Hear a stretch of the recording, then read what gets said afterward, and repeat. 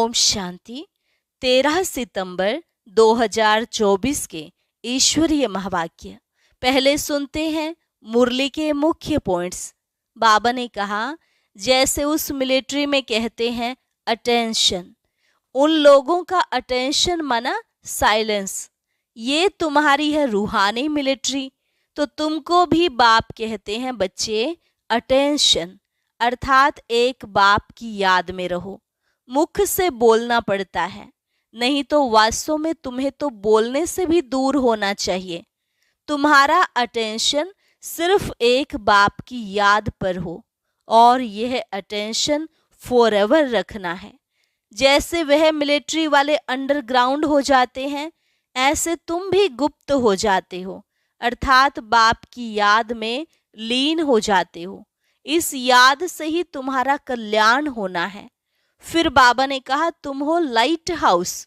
तुम्हारी एक आंख में शांति धाम और दूसरी आंख में सुख धाम रहना चाहिए। उठते बैठते चलते लाइट होकर रहो। सबको सुख धाम शांति धाम का रास्ता बताते रहो। सैल्वेशन आर्मी बन सबको 5 विकारों की जंजीरों से लिबरेट करना है, सैल्वेज करना है। लास्ट में बाबा ने कहा, तुम जब यहाँ बैठते हो तो रचता और रचना के आदि मध्य अंत का स्वदर्शन चक्र फिराना चाहिए। तुम लाइट हाउस हो ना, तो तुम्हें अपनी भी संभाल करनी है और दूसरों का भी कल्याण करना है। बुद्धि में रहे मनुष्यों की सर्विस कैसे करें। और अब सुनते हैं महावाक्यों को विस्तार से। मुरली का सार। मीठे बच्चे, तुम सर्व आत्माओं को कर्म बंधन से सैल्वेज करने वाले सैल्वेशन आर्मी हो। तुम्हें कर्म बंधन में नहीं फंसना है। प्रश्न, कौन सी प्रैक्टिस करते रहो तो आत्मा बहुत बहुत शक्तिशाली बन जाएगी। उत्तर, जब भी समय मिले तो शरीर से डिटैच होने की प्रैक्टिस करो। डिटैच होने से आत्मा में शक्ति वापस आएगी, उसमें बल भरेगा। तुम अंडरग्राउंड मिलिट्री हो, तुम्हें डायरेक्शन मिलता है अटेंशन प्लीज, अर्थात एक बाप की याद में रहो, अशरीरी हो जाओ। ओम शांति। ओम शांति का अर्थ तो बाप ने अच्छी रीति समझाया है। जहां मिलिट्री खड़ी होती है वह फिर कहते हैं अटेंशन। उन लोगों का अटेंशन माना साइलेंस। यहाँ भी तुमको बाप कहते हैं अटेंशन, अर्थात एक बाप की याद में रहो। मुख से बोलना होता है, नहीं तो वास्तव में बोलने से भी दूर होना चाहिए। अटेंशन बाप की याद में हो, बाप का डायरेक्शन अथवा श्रीमत मिलती है। तुमने आत्मा को भी पहचाना है, बाप को भी पहचाना है, तो बाप को याद करने बिगर तुम विकर्माजीत अथवा सतो प्रधान पवित्र नहीं बन सकते। मूल बात ही यह है। बाप कहते हैं, मीठे मीठे लाडले बच्चों, अपने को आत्मा समझ बाप को याद करो। यह है सब इस समय की बातें जो फिर वह उस तरफ ले गए हैं। वह भी मिलिट्री है, तुम भी मिलिट्री हो। अंडरग्राउंड मिलिट्री भी होती है ना, गुम हो जाते हैं। तुम भी अंडरग्राउंड हो, तुम भी गुम हो जाते हो, अर्थात बाप की याद में लीन हो जाते हो। इसको कहा जाता है अंडरग्राउंड। कोई पहचान न सके क्योंकि तुम गुप्त हो ना। तुम्हारी याद की यात्रा गुप्त है। सिर्फ बाप कहते हैं मुझे याद करो, क्योंकि बाप जानते हैं याद से इन विचारों का कल्याण होगा। अब तुमको बिचारा कहेंगे ना, स्वर्ग में बिचारे होते नहीं। बिचारे उनको कहा जाता है जो कहाँ बंधन में फंसे रहते हैं। यह भी तुम समझते हो। बाप ने समझाया है, तुमको लाइट हाउस भी कहा जाता है, बाप को भी लाइट हाउस कहा जाता है। बाप घड़ी घड़ी समझाते हैं, एक आंख में शांति धाम, दूसरी आंख में सुख धाम रखो। तुम जैसे लाइट हाउस हो, उठते बैठते चलते तुम लाइट होकर रहो। सबको सुख धाम शांति धाम का रास्ता बताते रहो। इस दुख धाम में सबकी नैया अटकी पड़ी है। तब तो कहते हैं नैया मेरी पार लगाओ। हे मांझी, सबकी नैया फंसी पड़ी है, उनको सैल्वेज कौन करे? वह कोई सैल्वेशन आर्मी तो है नहीं, ऐसे ही नाम रख दिया है। वास्तव में सैल्वेशन आर्मी तो तुम हो, जो हरेक को सैल्वेज करते हो। सब 5 विकारों की जंजीरों में अटक पड़े हैं, इसलिए कहते हैं हमको लिबरेट करो, सैल्वेज करो। तो बाप कहते हैं इस याद की यात्रा से तुम पार हो जाएंगे। अभी तो सब फंसे हुए हैं। बाप को बागवान भी कहते हैं। इस समय की ही सभी बातें हैं। तुमको फूल बनना है। अभी तो सब कांटे हैं, क्योंकि हिंसक है। अभी अहिंसक बनना है, पावन बनना है। जो धर्म स्थापन करने आते हैं वह तो पवित्र आत्माएं ही आती हैं, वह तो अपवित्र हो न सके। पहले पहले जब आते हैं तो पवित्र होने के कारण उनकी आत्मा व शरीर को दुख मिल न सके, क्योंकि उन पर कोई पाप है नहीं। हम जब पवित्र हैं तो कोई पाप नहीं होता, तो दूसरों का भी नहीं होता है। हर एक बात पर विचार करना होता है। वहां से आत्माएं आती हैं धर्म स्थापन करने, जिनकी फिर डायनेस्टी भी चलती है। सिख धर्म की भी डायनेस्टी है। सन्यासियों की डायनेस्टी थोड़े ही चलती है, राजाएं थोड़े ही बने हैं। सिख धर्म में महाराजा आदि हैं, तो वह जब आते हैं स्थापना करने तो वह नई आत्मा आती है। क्राइस्ट ने आकर क्रिश्चियन धर्म स्थापन किया, बुद्ध ने बौद्धी, इब्राहिम ने इस्लाम। सबके नाम से राशि मिलती है, देवी देवता धर्म का नाम नहीं मिलता है। निराकार बाप ही आकर देवी देवता धर्म की स्थापना करते हैं। वह देहधारी नहीं है, और जो धर्म स्थापक हैं उनकी देह के नाम है। यह तो देहधारी नहीं। डायनेस्टी नई दुनिया में चलती है। तो बाप कहते हैं बच्चे, अपने को रूहानी मिलिट्री जरूर समझो। उन मिलिट्री आदि के कमांडर आदि होते हैं, कहते हैं अटेंशन, तो झट खड़े हो जाते हैं। अब वह तो हरेक अपने अपने गुरु को याद करेंगे या शांत में रहेंगे, परंतु वह झूठी शांति हो जाती है। तुम जानते हो हम आत्मा हैं, हमारा धर्म ही शांत है, फिर याद किसको करना है? अभी तुमको ज्ञान मिलता है, ज्ञान सहित याद में रहने से पाप कटते हैं। यह ज्ञान और कोई को नहीं है। मनुष्य यह थोड़े ही समझते हैं। हम आत्मा शांत स्वरूप हैं, हमको शरीर से डिटैच हो बैठना है। यहाँ तुमको वह बल मिलता है जिससे तुम अपने को आत्मा समझ बाप की याद में बैठ सकते हो। बाप समझाते हैं कैसे अपने को आत्मा समझ डिटैच होकर बैठो। तुम जानते हो हम आत्माओं को अब वापस जाना है। हम वहाँ के रहने वाले हैं। इतने दिन घर भूल गए थे, और कोई थोड़े ही समझते हैं हमको घर जाना है। पतित आत्मा तो वापस जा न सके, न कोई ऐसा समझाने वाला है कि किसको याद करो। बाप समझाते हैं याद एक को ही करना है, और कोई को याद करने से क्या फायदा। समझो भक्ति मार्ग में शिव शिव कहते रहते हैं, मालूम तो किसको है नहीं कि इससे क्या होगा। शिव को याद करने से पाप कटेंगे, यह किसको भी पता नहीं है। आवाज सुनाई देगा सो तो जरूर आवाज होगा ही। इन सब बातों से कोई फायदा नहीं। बाबा तो इन सब गुरुओं से अनुभवी है ना। बाप ने कहा है ना, हे अर्जुन इन सब को छोड़ो। सतगुरु मिला तो इन सब की दरकार नहीं। सतगुरु तारता है। बाप कहते हैं मैं तुम्हें आसुरी संसार से पार ले जाता हूँ, विषय सागर से पार जाना है। यह सब बातें समझाने की है। मांझी तो वैसे नाव चलाने वाला होता है, परंतु समझाने के लिए यह नाम पड़ गए हैं। उनको कहा जाता है प्राणेश्वर बाबा, अर्थात प्राणों का दान देने वाले बाबा। वह अमर बना देते हैं। प्राण आत्मा को कहा जाता है। आत्मा निकल जाती है तो कहते हैं प्राण निकल गए। फिर शरीर को रखने भी नहीं देते हैं। आत्मा है तो शरीर भी तंदुरुस्त है। आत्मा बिगड़ तो शरीर में ही बांस हो जाती है। फिर उनको रख करके क्या करेंगे? जानवर भी ऐसा नहीं करेंगे। सिर्फ एक बंदर है, उनका बच्चा मर जाता है, बांस होती है, तो भी उस मुर्दे को छोड़ेंगे नहीं, लटकाए रहेंगे।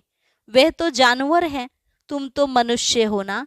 शरीर छोड़ा तो कहेंगे जल्दी उनको बाहर निकालो। मनुष्य कहेंगे स्वर्ग पधारा। जब मुर्दे को उठाते हैं तो पहले पैर शमशान तरफ करते हैं, फिर जब वहां अंदर घुसते हैं, पूजा आदि कर समझते हैं अभी यह स्वर्ग जा रहा है, तो उसे फिराकर मुंह शमशान तरफ कर देते हैं। तुमने श्री कृष्ण को भी एक्यूरेट दिखाया है, नर्क को लात मार रहा है। श्री कृष्ण का यह शरीर तो नहीं है, उनका नाम रूप तो बदलता है। कितनी बातें बाप समझाकर फिर कहते हैं मन मना भव। यहाँ आकर जब बैठते हो तो अटेंशन, बुद्धि बाप में लगी रहे। तुम्हारा यह अटेंशन फॉरएवर, सदा के लिए है। जब तक जीना है बाप को याद करना है। याद से ही जन्म जन्मांतर के पाप कटते हैं। याद ही नहीं करेंगे तो पाप भी नहीं कटेंगे। बाप को याद करना है। याद में आंखें कभी बंद नहीं करनी है। सन्यासी लोग आंखें बंद कर बैठते हैं, कोई कोई तो स्त्री का मुंह नहीं देखते हैं, पट्टी बांध कर बैठते हैं। तुम जब यहाँ बैठते हो तो रचता और रचना के आदि मध्य अंत का स्वदर्शन चक्र फिराना चाहिए। तुम लाइट हाउस हो ना। यह है दुख धाम। एक आंख में दुख धाम, दूसरी आंख में सुख धाम। उठते बैठते अपने को लाइट हाउस समझो। बाबा भिन्न भिन्न नमूने से बताते हैं, तुम अपने भी संभाल करते हो। लाइट हाउस बनने से अपना कल्याण करते हो। बाप को याद जरूर करना है। जब कोई रास्ते में मिले तो उनको बताना है। पहचान वाले भी बहुत मिलते हैं, वह तो एक दो को राम राम करते हैं। उनको बोलो आपको पता है यह दुख धाम है, वह है शांति धाम और सुख धाम। आप शांति धाम सुख धाम में चलना चाहते हो। यह तीन चित्र किसको समझाना तो बहुत सहज है। आपको इशारा देते हैं, लाइट हाउस भी इशारा देता है। यह नैया है जो रावण की जेल में लटक पड़ी है। मनुष्य मनुष्य को सैल्वेज कर नहीं सकते। वह तो सब है आर्टिफिशियल हद की बातें, यह है बेहद की बात। सोशल सोसाइटी की सेवा भी वह नहीं है। वास्तव में सच्ची सेवा यह है, सभी का बेड़ा पार करना है। तुम्हारी बुद्धि में है मनुष्यों की क्या सर्विस करें। पहले तो कहना है तुम गुरु करते हो मुक्ति धाम में जाने लिए, बाप से मिलने लिए, परंतु कोई मिलता नहीं। मिलने का रास्ता बाप ही बतलाते हैं। वह समझते हैं यह शास्त्र आदि पढ़ने से भगवान मिलता है, दिलासे पर रहने से फिर आखिरीन कोई न कोई रूप में मिलेगा। कब मिलेगा? यह बाप ने तुमको सब कुछ समझाया है, तुमने चित्र में दिखाया है। एक को याद करना है। जो भी धर्म स्थापक हैं वह भी ऐसे इशारा देते हैं, क्योंकि तुमने शिक्षा दी है तो वह भी ऐसे इशारे देते हैं। साहेब को जपो, वह बाप है सतगुरु। बाकी तो अनेक प्रकार की शिक्षाएं देने वाले हैं, उनको कहा जाता है गुरु। अशरीरी बनने की शिक्षा कोई जानते नहीं। तुम कहेंगे शिव बाबा को याद करो। वो लोग शिव के मंदिर में जाते हैं तो हमेशा शिव को बाबा कहने की आदत पड़ी हुई है, और किसको बाबा नहीं कहते हैं। परंतु वह निराकार तो नहीं है, शरीरधारी है। शिव तो है निराकार, सच्चा बाबा। वह तो सबका बाबा हुआ। सब आत्माएं अशरीरी हैं। तुम बच्चे यहाँ जब बैठते हो तो इस धुन में बैठो। तुम जानते हो कि हम कैसे फंसे हुए थे, अब बाबा ने आकर रास्ता बताया है। बाकी सब फंसे हुए हैं, छूटते नहीं। सजाएं खाकर फिर सब छूट जाएंगे। तुम बच्चों को समझाते रहते हैं, मोचरा खाकर थोड़े ही मानी रोटी लेनी है। मोचरा बहुत खाते हैं तो पद भ्रष्ट हो जाता है। मानी रोटी कम मिलती है। थोड़ा मोचरा अर्थात सजा तो मानी अच्छी मिलेगी। यह है कांटों का जंगल। सब एक दो को कांटा लगाते रहते हैं। स्वर्ग को कहा जाता है गार्डन ऑफ अल्लाह। क्रिश्चियन लोग भी कहते हैं पैराडाइज था। कोई समय साक्षात्कार भी कर सकते हैं।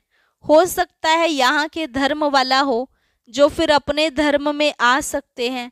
बाकी सिर्फ देखा तो इसमें क्या हुआ, देखने से कोई जा नहीं सकते। जबकि बाप को पहचाने और नॉलेज ले, सब तो आ न सके। देवताएं तो वहाँ बहुत थोड़े होते हैं। अभी इतने हिंदू हैं, असल में देवताएं थे ना, परंतु वह थे पावन, यह हैं पतित। पतित को देवता कहना शोभेगा नहीं। यह एक ही धर्म है जिसे धर्म भ्रष्ट कर्म भ्रष्ट कहा जाता है। आदि सनातन हिंदू धर्म कह देते हैं, देवता धर्म का कॉलम ही नहीं रखते। हम बच्चों का मोस्ट बिलोवेड बाप है जो तुमको क्या से क्या बना देते हैं। तुम समझा सकते हो कि बाप कैसे आते हैं, जबकि देवताओं के पैर भी पुरानी तमो प्रधान सृष्टि पर नहीं आते, तो फिर बाप कैसे आएंगे। बाप तो है निराकार, उनको तो अपना पांव है नहीं, इसलिए इनमें प्रवेश करते हैं। अब तुम बच्चे ईश्वरीय दुनिया में बैठे हो, वह सब है आसुरी दुनिया में। यह बहुत छोटा संगम युग है। तुम समझते हो हम न दैवी संसार में हैं न आसुरी संसार में हैं, हम ईश्वरीय संसार में हैं। बाप आए हैं हमको घर ले जाने के लिए। बाप कहते हैं वह मेरा घर है, तुम्हारे खातिर मैं अपना घर छोड़कर आता हूँ। भारत सुखधाम बन जाता है तो फिर मैं थोड़े ही आता हूँ। मैं विश्व का मालिक नहीं बनता हूँ, तुम बनते हो। हम ब्रह्मांड के मालिक हैं, ब्रह्मांड में सब आते हैं। अभी भी वहाँ मालिक बन बैठे हैं जिनको बाकी आना है, परंतु वह आकर विश्व का मालिक नहीं बनते। समझाते तो बहुत हैं, कोई स्टूडेंट बहुत अच्छे होते हैं तो स्कॉलरशिप ले लेते हैं। वंडर है, यहाँ कहते भी हैं हम पवित्र बनेंगे, फिर जाकर पतित बन जाते हैं। ऐसे ऐसे कच्चों को नहीं ले आओ, ब्राह्मणी का काम है जांच कर लाना। तुम जानते हो कि आत्मा ही शरीर धारण कर पार्ट बजाती है, उनको अविनाशी पार्ट मिला हुआ है। अच्छा, मीठे मीठे सिकिलधे बच्चों प्रति माता पिता बाप दादा का याद प्यार और गुड मॉर्निंग। रूहानी बाप की रूहानी बच्चों को नमस्ते। रूहानी बच्चों की रूहानी बाप दादा को नमस्ते नमस्ते, गुड मॉर्निंग। धारणा के लिए मुख्य सार, लाइट हाउस बन सबको शांति धाम सुख धाम का रास्ता बताना है।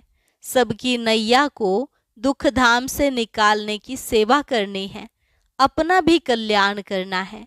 दूसरी पॉइंट, अपने शांत स्वरूप स्थिति में स्थित हो शरीर से डिटैच होने का अभ्यास करना है। याद में आंखें खोलकर बैठना है। बुद्धि से रचता और रचना का सिमरन करना है। वरदान, अपने संकल्पों को शुद्ध ज्ञान स्वरूप और शक्ति स्वरूप बनाने वाले संपूर्ण पवित्र भव। अपने संकल्पों को शुद्ध ज्ञान स्वरूप और शक्ति स्वरूप बनाने वाले संपूर्ण पवित्र भव। बाप समान बनने के लिए पवित्रता का फाउंडेशन पक्का करो। फाउंडेशन में ब्रह्मचर्य व्रत धारण करना ये तो कॉमन बात है, सिर्फ इसमें खुश नहीं हो जाओ। दृष्टि वृत्ति की पवित्रता को और भी अंडरलाइन करो। साथ साथ अपने संकल्पों को शुद्ध ज्ञान स्वरूप और शक्ति स्वरूप बनाओ। संकल्प में अभी बहुत कमजोरी है, इस कमजोरी को भी समाप्त करो, तब कहेंगे संपूर्ण पवित्र आत्मा। स्लोगन, दृष्टि में सबके प्रति रहम और शुभ भावना हो तो अभिमान व अपमान का अंश भी नहीं आ सकता। ओम शांति। ब्राह्मण परिवार में कुछ बहुत कमज़ोर आत्माएं हैं। उनकी पहचान के लिए बाबा ने कुछ लक्षण सुनाए हैं। वो जानने के लिए सुनते हैं आज का अव्यक्त ज्ञान मोती।